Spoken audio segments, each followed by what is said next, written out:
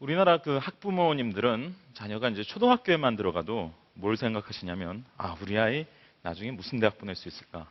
이걸 생각하십니다. 그런데 어떻게 보면 우리 아이를 어느 대학에 보낼 수 있는가 보다 더 중요한 게 있죠. 그게 바로 어차피 대학 가봤자 4년만 지나면 졸업입니다. 뭘 해야 됩니까? 바로 사회 진출, 즉 취업을 해야 되는 거죠. 그래서 어떤 의미에서는 이게 어느 대학을 보낼 수 있느냐보다 더 중요한 문제일 수 있는데, 대개 학부모님들은 이 문제에 대해서 전혀 생각을 안 합니다. 특히 지금 자라나는 초중고생들이 사회로 진출할 때는 지금부터 한 10년이나 심지어 20년 뒤일 겁니다. 그러면 10년이나 20년 뒤에는 예를 들어서 회사에서 사람을 뽑을 때 도대체 뭘 보고 뽑을까요? 기억을 한번 더듬어 보세요. 옛날에 이 대기업에서는 이른바 입사시험이라는 걸 봤습니다. 근데 이게 언젠가부터 없어졌죠. 그럼 뭘 본다고 합니까? 그 다음에는 요즘 이제 스펙을 본다고 하는데, 요즘 이제 취업재 수생이나 이제 대학 4학년쯤 되는 취업을 준비하고 있는 분들 얘기를 들어보면 요새 들어 이 취업하는데 스펙의 중요성이 조금씩 떨어지는 것 같다는 얘기를 합니다. 이게 10년, 20년이 지나면 분명히 과거에 그러했듯이 꽤 달라져 있을 겁니다. 그 다음엔 뭐가 기다리고 있을까요?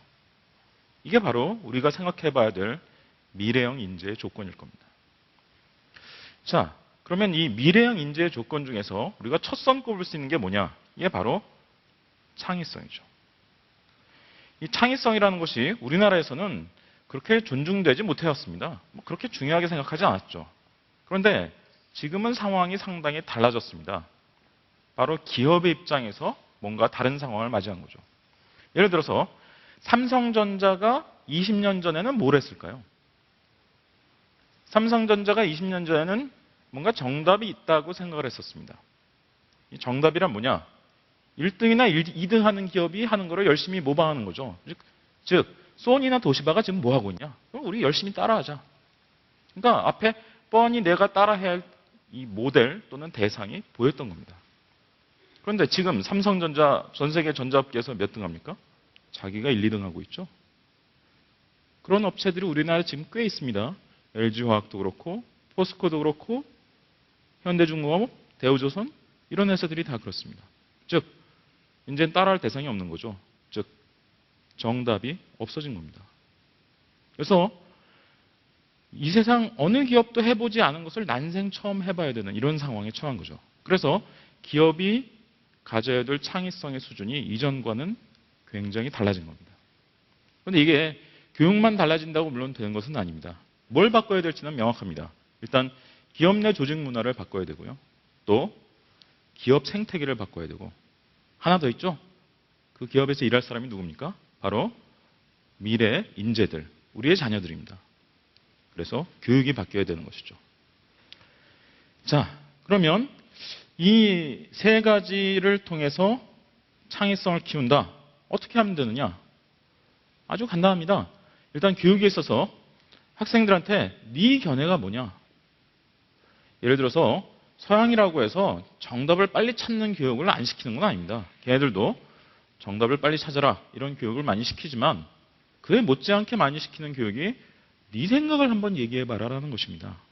또 네 논리를 한번 전개해봐라 하는 것입니다. 네 정서를 표현해봐라 하는 것입니다. 이것은 어렸을 때부터 줄기차게 시키는 거죠. 그런데 이런 점에 있어서 우리나라 교육은 서양 선진국들에 비해서 굉장히 뒤떨어져 있죠. 너의 견해, 너의 논리, 너의 정서. 우리가 초중고등학교 다니면서 이것이 존중되어 본 경험을 얼마나 했습니까? 따라서 이것을 바꿔야 됩니다. 이것이 존중되고 북돋아지는 이런 교육 시스템을 만들어야 아이들의 창의성이 커지는 것이죠. 미래형 인재의 두 번째 조건은 무엇일까요? 미래형 인재의 두 번째 조건은 바로 이 역량이라는 말로 표현될 수 있습니다. 무엇과 대조해서 말씀드리는 거냐면, 머릿속에 뭔가 지식을 많이 쌓아놓는 이것이 아니라 지식을 구워먹고 삶아먹고 또 만들어낼 수 있는 이런 능력을 이제 역량이라고 표현할 수 있을 것입니다. 과거에는 지식을 얼마나 정확하게 소유하고 있느냐, 이게 굉장히 중요한 문제였죠. 그런데 지금은 네가 지식을 활용하고 창조할 수 있는 능력, 이것이 훨씬 중요해졌습니다. 왜 이렇게 됐을까요? 결정적으로 이러한 변화를 일으키는 것은 바로 인터넷입니다. 여러분 요즘 지식이 모자라면 누구한테 물어보십니까? 그렇죠. 인터넷 속에 우리가 광속으로 찾을 수 있습니다. 그러니까 이 지식을 머릿속에 쌓아 짊어지고 다닐 필요가 예전에 비해서 줄어든 것이죠. 이게 대학 입시에도 어느 정도 트렌드가 반영되어 있습니다. 예를 들어서 수능 언어 영역이나 수능 외국어 영역을 보면 긴 제시문이 굉장히 많이 나와 있습니다. 자, 그런데 이 언어 영역이나 외국어 영역 시험에 나와 있는 제시문, 이 중에서 학생들이 과거에 교과서 같은 데서 본 적이 있는 글이 다시 나올 확률은 몇 %일까요? 이거 모르시는 학부모들 많은데 무려 0%입니다. 다 난생 처음 보는 글이죠. 일부러 이런 겁니다. 일부러 난생 처음 보는 자료를 보여주고 나서 뭘 물어보느냐? 너 이거 이해되느냐 이거예요. 독해력이죠. 이 글의 요지가 무엇인 것 같냐? 또 이로부터 네가 논리적 추리를 한번 해봐라. 추론 능력을 물어보는 겁니다. 수능과 같은 객관식 시험은 사실 독해력이나 추론 능력까지는 되는데 논증 능력은 이제 논술형 시험으로 넘어가야 가능합니다. 네 생각을 한번 얘기해봐라. 그런데 그걸 우기지만 말고 왜 그렇게 생각하는지 한번 논거를 들어봐라. 이게 논증 능력이죠. 근데 이런 독해 능력, 추론 능력, 논증 능력 다 력자로 끝나죠. 이 역량이란 말을 우리가 두음 법칙을 무시하면 역량입니다. 즉 과거 우리가 봤던 대학 입학 학력고사 기억나십니까? 이게 1980년부터 93학년도까지 있었던 시험입니다. 이것은 머릿속에 네가 얼마나 지식을 정확하게 소유하고 있느냐 여기에 초점을 맞춘 거죠. 그래서 네가 이 머릿속에 이걸 넣어놨으면 맞출 것이고 안 넣어놨으면 틀릴 것이다. 이것이 이제 대학 입학 학력고사의 특징이었습니다. 근데 수능이 되면서는 뭔가 좀 달라지죠. 아까 말씀드린 것처럼 일부러 난생 처음 보는 글을 보여주고 나서 네가 가진 역량의 수준을 한번 테스트해보자. 이런 식으로 무게중심이 이동한 겁니다. 그럼 만약에 앞으로 더 이동한다면 어떻게 될까요? 더 이동한다면 어떤 방향으로 갈지 명확합니다. 바로 논술형으로 하든가 또는 입학사정관제 이런 방향으로 가는 것이죠. 이러한 흐름은 세계사적인 대세입니다. 거꾸로 못 돌아갑니다. 특히 거꾸로 못 돌아가게 만든 가장 결정적인 요인이 바로 인터넷이죠.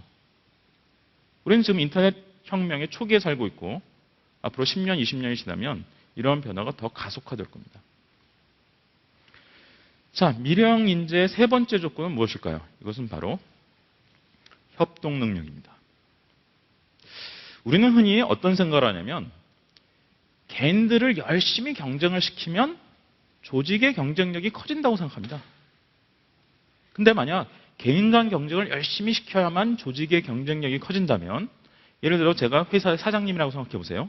사장님이 이렇게 말해 봤습니다. 사장님이 사원들을 모아놓고 이렇게 말씀을 하실까요? 여러분 열심히 일을 하다가 옆에 있는 동료가 어려움을 겪으면 돌보지 말고 외면하세요. 제치세요. 그래서 나 혼자 홀로 잘났다는 것을 입증하기 위해서 최선의 노력을 다하십시오. 자, 이렇게 말하는 사장님이 있다면 이 사장님은 정신 나간 사람이죠. 사장님은 늘 뭐를 강조하냐? 바로 협동을 강조합니다. 옆에 사람과 잘 협력하세요. 그리고 다른 부서와도 잘 협력하세요. 상관과 부하 직원과 잘 혼연일처가 돼서 우리 회사 잘 나가게 하죠. 그러죠. 물론 경쟁이 있습니다. 어디에 있냐? 이 회사의 외부에. 다른 회사와의 경쟁이 있긴 하죠. 하지만 기업을 포함한 대부분의 조직에서는 내부 경쟁을 체계적으로 통제하는 이런 원리를 가지고 있습니다. 왜냐하면 바로 이 조직 전체의 경쟁력의 협동 능력이 매우 중요한 요소이기 때문이죠. 그런데 애석하게도 바로 한 달쯤 전에 전 세계 36개국의 학생들의 사회적 협업 능력을 조사한 바가 있습니다. 이 36개국 중에서 사회적 협업 능력, 우리나라 학생들이 몇 등을 했냐? 35등을 했죠. 꼴찌에서 2등을 했습니다. 저는 이렇게 만든 가장 큰 원인 중에 하나는 바로 우리한테 익숙한 상대평가 제도라고 봅니다. 즉 성적표에 등수가 나오는 거죠. 우리한테 너무 익숙해요. 너 반에서 몇 등 했니? 학년에서 몇 등 했니? 너무나 익숙하지만 우리가 선진국이라고 부르는 나라들 중에서 성적표에 등수가 나오는 이런 나라는 선진국 중에서는 사실 한 나라, 일본밖에 없습니다. 나머지 나라들은 모두 다 절대평가죠. 미국 같은 데는 그냥 대학 성적표처럼 ABC만 나오고 다른 나라들은 그냥 점수만 나옵니다. 독일 같은 경우는 5점 만점이에요. 5점이 최고점입니다. 그리고 등수가 안 나와요.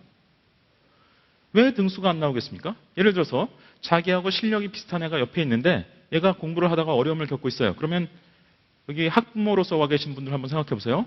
자신의 자녀에게 옆에 있는 친구를 도와주라고 하시겠습니까? 아니면 외면하라고 하시겠습니까? 부모는 도와주려 하겠지만 학부모는 외면하라고 하겠죠? 예? 그래서 우리나라 부모들은 정신분열이 됩니다. 얼마나 어이없는 제도입니까? 윈윈이 불가능하죠. 너도 잘 되고 나도 잘 되는 게 불가능한 제도입니다. 얘를 제껴야 내가 올라가니까. 그래서 선진국은 일본을 제외하고는 모두 다 절대평가를 하는 겁니다.